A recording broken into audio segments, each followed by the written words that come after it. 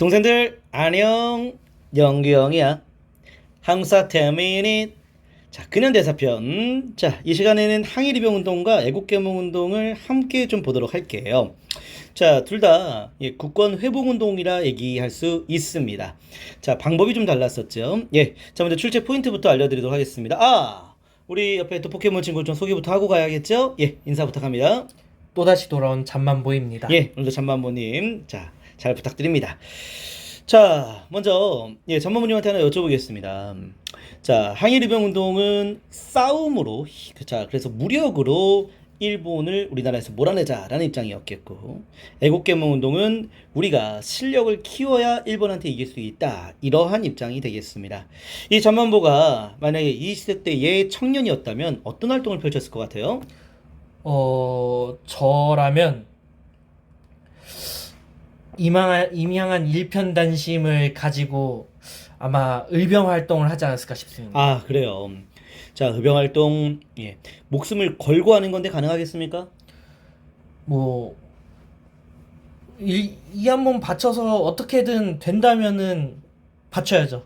분굴 참, 쇄신해야 되지 않겠습니까? 우리나라에 이렇게 좀 멋진 분들이 좀 많이 있어요. 이 항일의병운동 세력들이 너무나 멋있는 분인데 지금도 그런 결심을 하고 결의를 다지는 분들이 꽤 많이 있습니다. 지금도 이런 상황이었으면 어땠을까?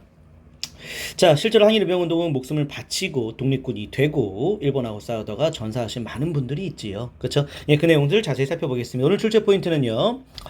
자, 먼저 항일의병운동에서는 을미, 을사, 정미의병을 구별해야 되는데 특히 을사의병의 요 인물이 중요합니다. 을사의병을 주도했던 인물이 중요하고요.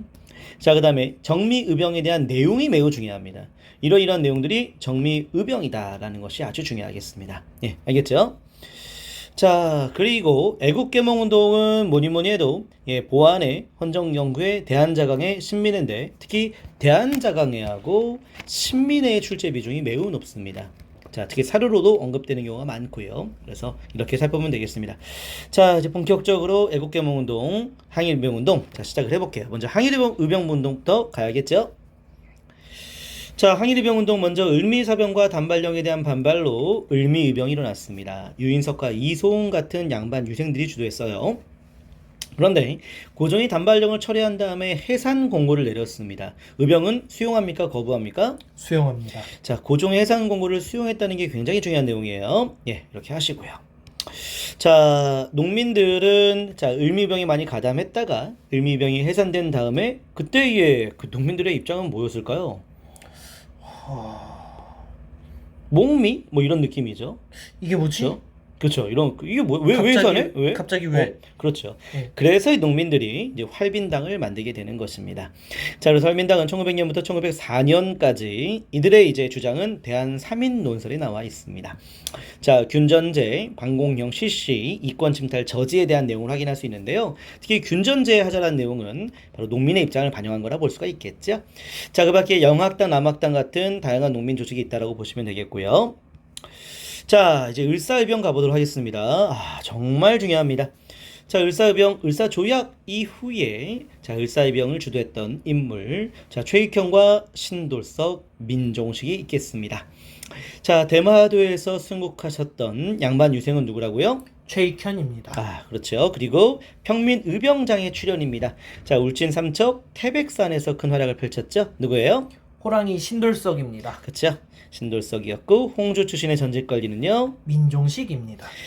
자, 특히 이제 최익현은 대마도에 순국했기 때문에 정미병인을 볼 수 있다 없다? 없다입니다. 신돌석은요? 볼 수 있을까 없을까요? 있다입니다. 신돌석은 정미병 때도 참여합니다.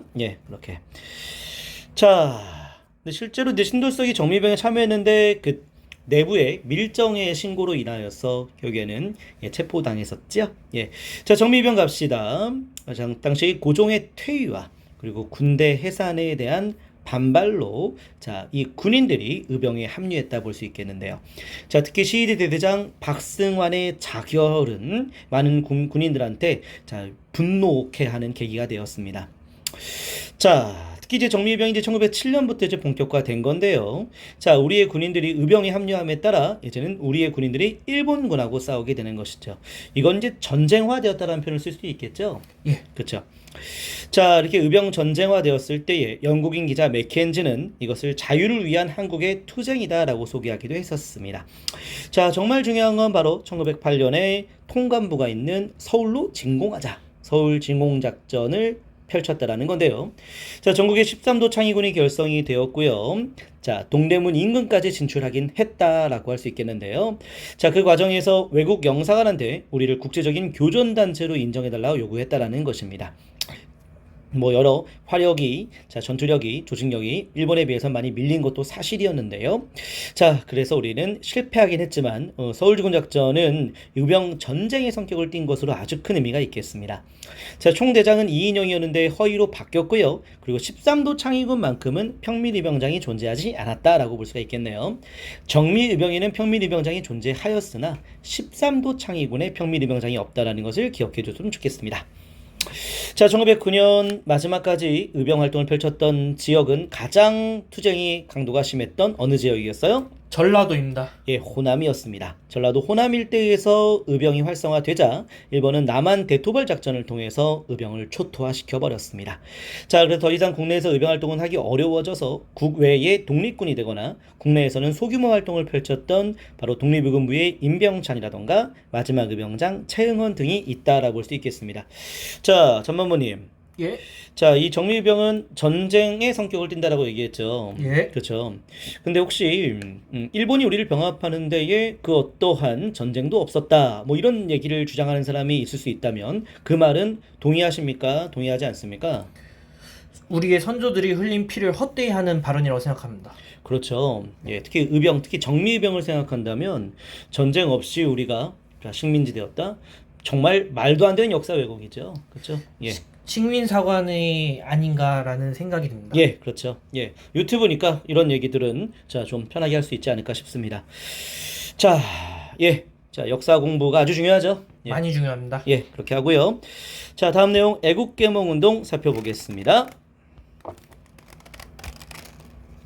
예, 아우, 장모님 너무 멋있다. 그렇죠. 그 피를 헛되이 하면 안 되죠. 후손들이요. 그렇죠. 예.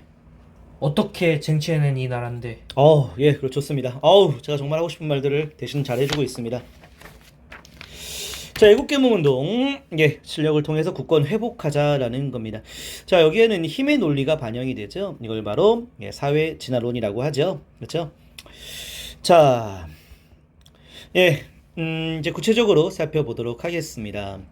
자, 먼저 일본이 러일 전쟁 중에 자, 한일 의정서라는 거 좀 기억하셔야겠죠? 한일 의정서. 한일 의정서를 계기로 자, 황무지를 가져가려 했었는데 그것은 자, 보안회가 막아냈지요. 자, 막아냈던 것입니다. 자, 농광에서는 우리 스스로 그래서 황무지를 개간하겠다는 단체였었던 거고요. 자, 이후에 이제 보안회는 이제 협동회로 바뀌었는데요. 협동회는 이제 일본의 탄압으로 해산되었습니다. 자, 그리고 을사조약 전후의 과정이었습니다. 자, 을사조약 전후에 바로 헌정연구회가 있었습니다. 자, 바로 독립협회 인사들이 주도했던 헌법 정체에 대한 연구, 예, 자, 헌법, 의회 이런 여러 가지 정치 이런 것을 연구하는 단체였었는데요. 자, 을사조약 체결된 이후에 바로 일본의 앞잡이들 일진회와 대립하게 됩니다. 자, 근데 일본 통감부는 일진회 편입니까? 헌정연구회 편입니까? 일진회 편입니다. 예, 그래서 통감부의 탄압으로 헌정연구회가 해산되었다 볼 수 있겠습니다. 여러분들 이게 을사조약 이후에 헌정연구회가 해산됐기 때문에 통감부가 해산시켰다라고 얘기할 수 있어요. 예, 그렇게 하면 되겠고요. 자, 그리고 이제 1906년 대한자강회 보도록 하겠습니다. 자, 대한자강회 교육과 산업 강조했고 대한자강 월보를 만들었고 전국적 지회가 있었던 굉장히 규모가 컸었던 단체예요. 자, 그런데 고종 퇴위에 대해서 반대하다가 통감부가 보안법을 적용하여 대한자강회를 해산시켰다 볼 수가 있겠습니다. 자, 그래서 연도가 지금 4, 5, 6, 7 되겠죠. 그래서 4는요? 러일 전쟁입니다. 아니 그 단체. 자, 1904년은 보안회, 5년은요? 5년은 헌정연구회입니다. 그렇죠. 6년에는요? 대한자강회입니다. 7년에는요? 대한협회입니다. 대한협회도 되고요. 또 하나 7년에는 신민회입니다. 예, 신민회가 됩니다. 자, 이제 신민회 살펴보도록 하겠습니다. 자, 신민회는 전시는 뭐 하와이 신민회, 국립협회, 대한신민회 등등이 있었다라고 할 수 있고 미국에 있었던 단체들이 있었고 안창호가 주도해서 바로 비밀결사 단체 최초로 공화정을 지향한 단체를 만들었습니다. 자, 평양에서 만든 것이죠. 안창호가 주도해서. 자, 안창호가 주도했다 볼 수 있겠고요. 자, 그런데 이 공화정이라고 하는 것은 민주공화정, 그래서 국민이 주인을 뽑는 정치 지향성이잖아요. 그 전까지는 대체로 다 헌정 영구에 대한 자강에까지는 다 바로 입헌군주제였었잖아요. 네, 신민회부터 공화정을 처음으로 주장했다 볼 수 있겠습니다. 자, 공화정이 굉장히 큰 역사성이 있나요? 굉장히 크다고 생각합니다. 예, 그 이유는요? 일단은 왕이 내려오게 되는 계기가 되기 때문에, 그리고 민주화가 처음으로 등장하는 부분인 것 같아요. 그렇죠. 민주주의가 처음으로 등장하는 부분이기 때문에 굉장히 중요성을 띈다고 생각을 합니다. 맞습니다. 그 민주주의가 자, 이 공화정이 반영된 정부가 대한민국 임시정부가 되고, 그리고 현 대한민국은 대한민국 임시정부의 법통을 계승하기 때문에 그 정치 지향성 공화정의 시작이 아주 큰 의미가 있다 볼 수 있겠습니다. 자, 그러면 이제 본격적으로 이제 교육과 산업을 키웠던 대표적인 사례가 있지요. 자, 평양에 만든 학교는요. 대성학교입니다. 자, 정주에 만든 학교는요. 정주에는요. 오산학교입니다. 그렇죠, 오산학교. 특히 대성학교는 안창호 선생님이 주도했다는 건 좀 기억해줘야겠고요. 산업을 키우는 과정에서는 서점의 이름은요. 태극서관입니다. 도자기 회사는요. 자기 회사입니다. 예, 그리고 대한민신보가 또 신민의 기관지 역할을 했었던 것도 기억하셔야겠고, 소년잡지, 조선광문의 고전연구단체들 다 신민의 계열의 단체라 볼 수가 있겠습니다. 자, 그런데 신민회는요, 이렇게 실력 양성에만 초점 맞춘 게 아니라 바로 애국개몽운동의 한계점을 뛰어넘었었죠. 바로 국의 독립기지를 통하여서 무장 투쟁을 해야 된다는 인식을 갖게 되었습니다. 자, 남만주 사문부를 개청했던 형제가 있지요. 자, 누굽니까?